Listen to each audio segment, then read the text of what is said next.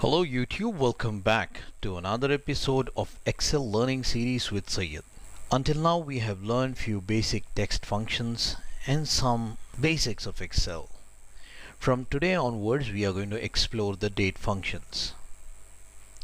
To follow along with me, download this workbook using the link in the video description. We have two worksheets in this workbook. See it and do it. See it is where I will demonstrate this. Do it is for you to practice. Before moving any further, let me tell you the order of operations that is followed in Excel. This is quite similar to what we do in our general math.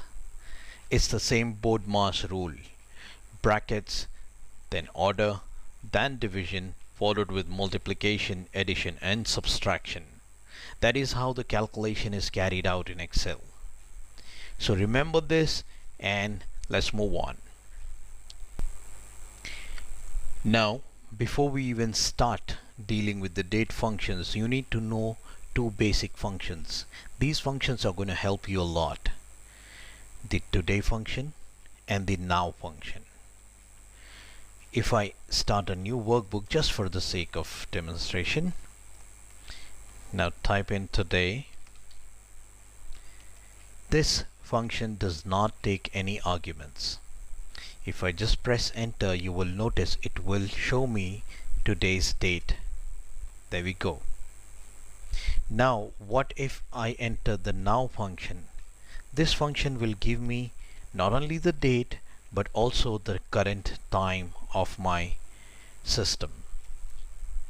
So it is the 1st of December 2017, 4:48 a.m. So this is how these functions are used. They do not take any kind of arguments inside. Let me get rid of this workbook quickly. Now that you know what is today function, let us do some math using the date functions. In front of us we have this workbook with the names of few employees, their date of birth and their start date. I will calculate their age and tenure using today function. Now I press equal to.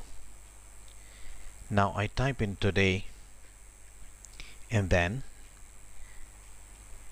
open and close bracket minus. I need to remove the date of birth, the number of days, that is from today's date. Today is the higher date, so I will remove the date of birth from today in order to extract the number of days that person has lived so far. So I press enter on the keyboard. You will notice it is giving me some kind of number. That is actually different format of date. So let me go ahead and enclose this entire thing in brackets and divide it by 365, that is 365 days of the year, 0.25. This 0.25 is for the leap years. So now I press enter. There we go. I have his age calculated using today function. Let me tell you what is happening here. First we have used today function, that is extracting the today's date. Then we are removing the date of birth of that person from today. So we get the number of years and months and days. We can calculate it any way we want. Then with that set of information we are dividing it with 365.25 in order to get it in the year format.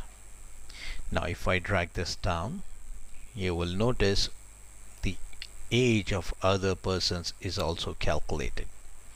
So this is how you calculate age inside Excel. I would like to give you tenure calculation as a challenge. Give it a try. Try calculating the tenure of an employee using the start date.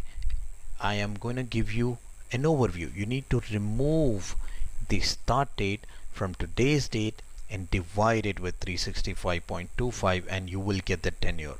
I hope you're getting me. If you still fall in trouble, do not hesitate to write a comment in the section below. And as always, do come back, subscribe, enable the notifications for continued learning with Syed. Thank you so much for watching this video. Until next time, have a nice day.